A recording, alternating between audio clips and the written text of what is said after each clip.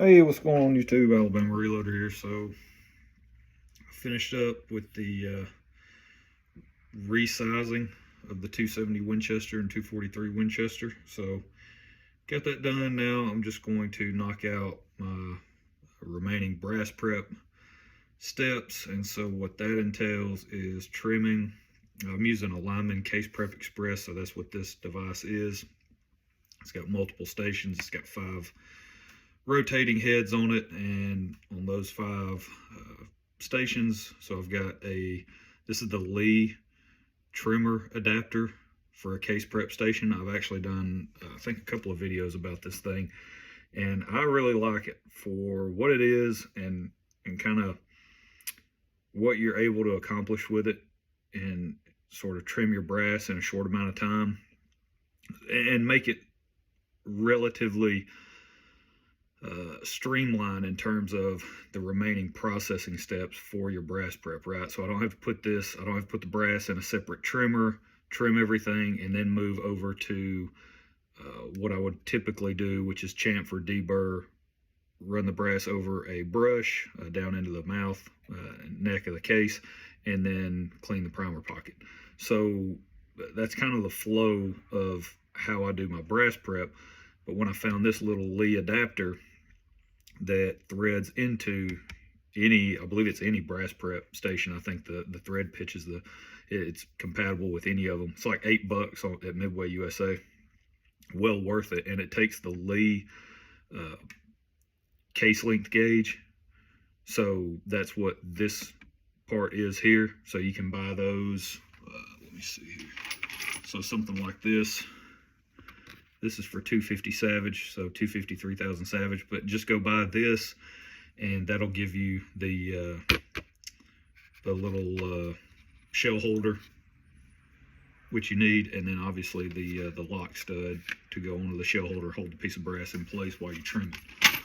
But this thing is dynamite. Absolutely love it. So I'm going to get started with this, and we'll sort of do a brass prep session, just like we did a resizing session.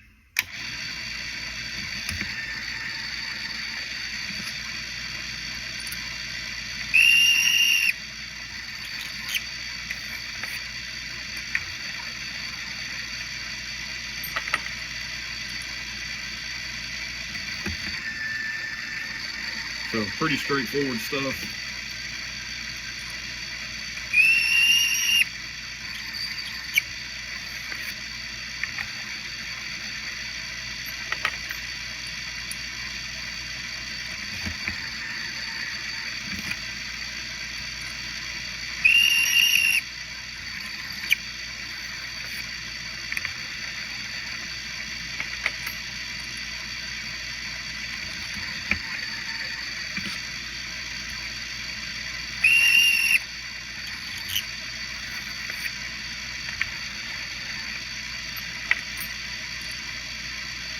And one of the things, one of the reasons I like this approach, I don't process large amounts of brass at the same time. Typically, I'm working in batches of, turn this off so you guys can hear me better, but typically I'm working in smaller batches, 50 to 100 pieces maximum. And so for me, and the way I go through my reloading process, this setup really is just the best that I've come across. Now, would I love to have something like a Henderson powered trimmer? And yeah, most definitely. Like, of course I would. I'm not going to go pay that kind of money for it. So this gets the job done. It does exactly what I need it to do. The only downside to this setup is obviously it's going to trim everything to whatever this length is, right? So it provides a hard stop, so that piece feeds up through the primer pocket and actually hits your stud here and your lock stud, and so that's what provides the hard stop, right? So it'll cut until it hits that, right? And then that way your brass is all the exact same length, very uniform. However, you don't have any control over that final length, right? So if you're someone who maybe you don't want to trim, maybe you don't want your brass to be whatever this predetermined length is, probably Sammy spec, and you want to have more control over the actual amount of material you remove, then yeah, I would highly recommend something like an L.E. Wilson or a Forester trimmer, something along those lines, where you can make small adjustments and trim your brass in smaller increments and go that route, right? If that's something you want to do. For me, I have never had an issue with doing it this way. And again, I've processed thousands of pieces of brass on this cutter. So it's probably time. I actually probably need to buy a new one, to be honest with you. But I don't notice any issues or degradation in performance. So we'll keep rolling.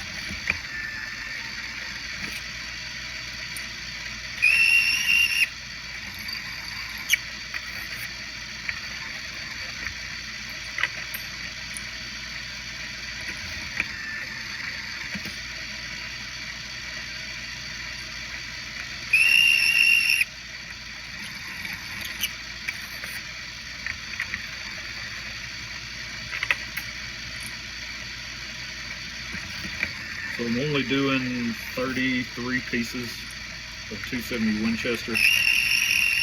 That's all that I had cleaned and sized. I've got a lot more that I just got done cleaning. Ran them through the tumbler yesterday and dried them off in the oven. But they need to be resized. And these were the leftovers, so they need to be loaded and fired to catch up to the same number of firings as that other batch that I cleaned yesterday. These are essentially one firing behind.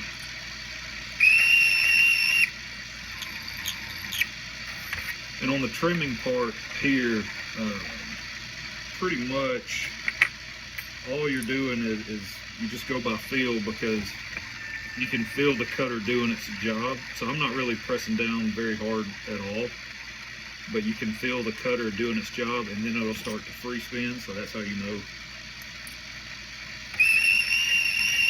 That's how you know it's trimmed all the brass that it's going to trim, and you can move on to the next step.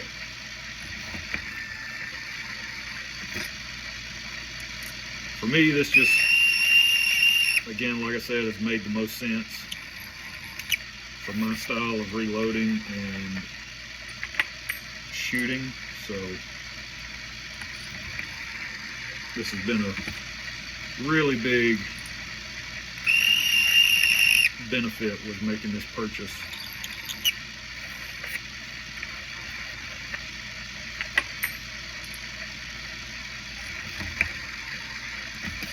It's kind of funny because I did a video about this trimmer a while back, a long time ago.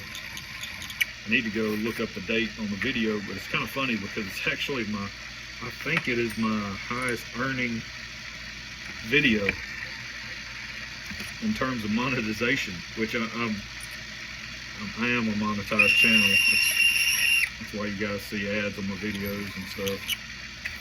Some videos are monetized. A lot of them don't get monetized.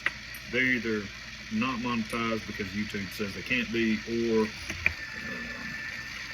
or they have limited ad availability, meaning essentially they're going to throttle them big time, and you know, you're not really going to make any money on the videos. Not that I make a lot of money anyway. I make next to nothing on this stuff. It's just something fun that I do, bring you guys along for the ride. And actually, I never even intended to become a monetized channel. In fact, when I first started making videos, I believe it was back in 2018, 2017, 2018, somewhere in that time frame. I just wanted to do it because I thought it was fun. Still do, of course, but I thought it was fun and just kind of neat, and more of a video log, you know, of things that I had tried and tested and results, and then also bring you guys along on like hunts and that type of stuff. So it was never really meant to be a job, and not that it is now, because I certainly don't want it to be at all. Once it starts to feel like a job, that's when I'll probably just shut the camera off and call it a day, because this is strictly a hobby. So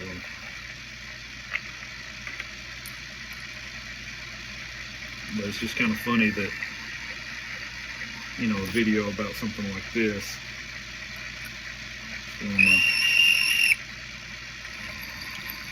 one of my best performing videos in terms of monetization, so it's kind of funny.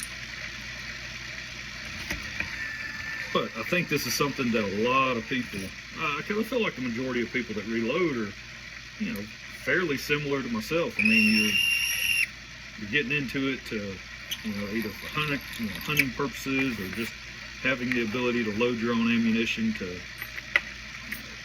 really dial in loads specific to your individual firearms and that type of stuff. I mean, it's, you know, I'm sure there are some people that like to compete.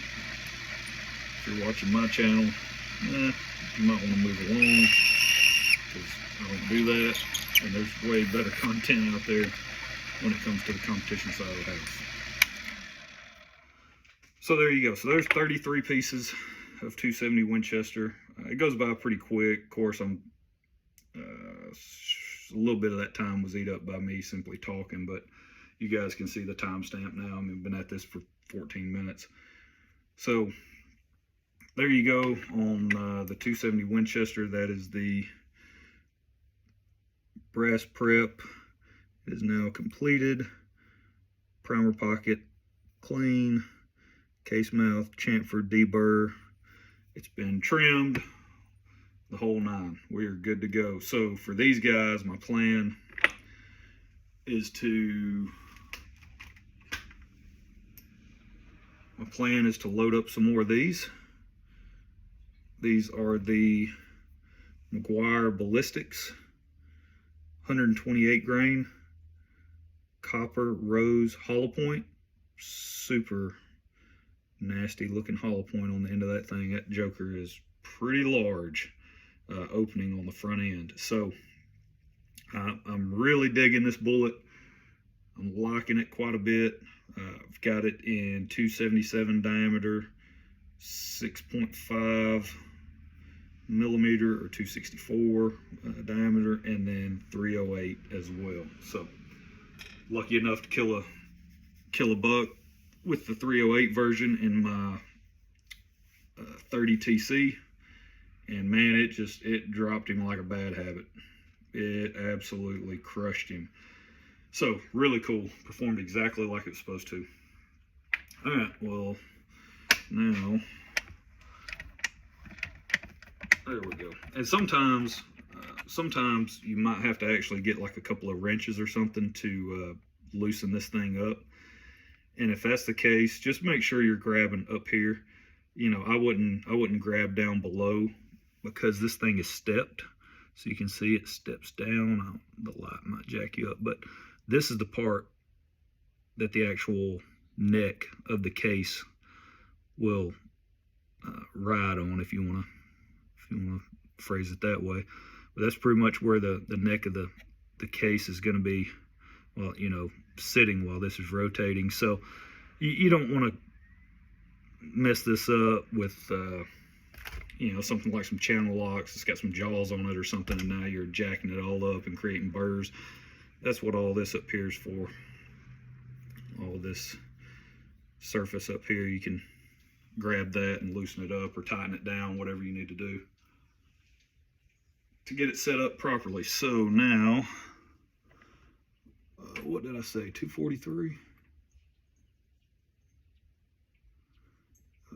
Okay, where's 243? There's 223. This might be it right here. Yep, 243. I think I've got like 10 of these things just sitting up here on my reloading bench. So there we go. Tightened all the way down. I just want to go ahead and get these prepped. That way I can get them primed and come up with a test to, a test for, like I said, the 270 Winchester to be the Meguiar Ballistics. 243 Winchester, that's still up for debate. I have not decided yet on what bullet. I need to make that happen. I just need to sit down and focus on coming up with a good test for my Remington 700. So, all right, well, that's really it, guys. There is not much else to discuss when it comes to this. So I'm going to keep rocking and rolling with this guy and figure out what I'm going to do load-wise. So that's it. Don't forget, if you guys need anything, I keep waiting on a package to be delivered. It sounds like somebody keeps pulling up the driveway. But if you guys need anything reloading related, firearms related, you name it, whatever it is, don't forget Mr. Big Guns over in Huntsville, Alabama. It's my #1 recommendation for a place to shop. Also, Duck Creek Sporting Goods. Duck Creek Sporting Goods out in Colorado. Good old Denny. That dude is awesome. He is going to be putting some, I think it's CH4D, I believe, or is the brand. Go look those up. He's got some reloading die sets from that brand. And he sent me an email letting me know that he's going to be posting them on his website for 50% off the list price that he has on his website currently. I don't know if that's gone live yet, so you guys check back with his website, duckcreeksportinggoods.com. Under the reloading section, go look at dies, and it's CH4D is the brand. That company is actually based out of Ohio, so American-made stuff. I actually got a few die sets on order. When he sent me the email, I was like, hey, there's a few that I'd like to try. And so worked that out, and I got a few on the way. So that's it. That's where we're going to leave it. Hope you guys enjoyed it. Don't forget, go check out Hobbs Island Shooting Range if you're local to Huntsville or North Alabama and you're looking for a shooting range. It's a great place. Highly recommend it. I'm super close to that range, so it's really easy for me to access it. It's You use a key fob to get in, and you can go on the rifle side of the house. You can go out to 380, I believe. 380, I think, is the distance on the rifle side that you can go all the way out to. And there are multiple steel targets set up on the range, so you don't have to go put out a target if you don't want to. You can simply roll up like a guy did today, roll up, jump out. You've got your firearm, your rifle, sit there on the bench, and you can start banging steel, right? So, all right, that's it. That's where we're going to leave it. Hope you guys enjoyed it, and we'll catch you next time.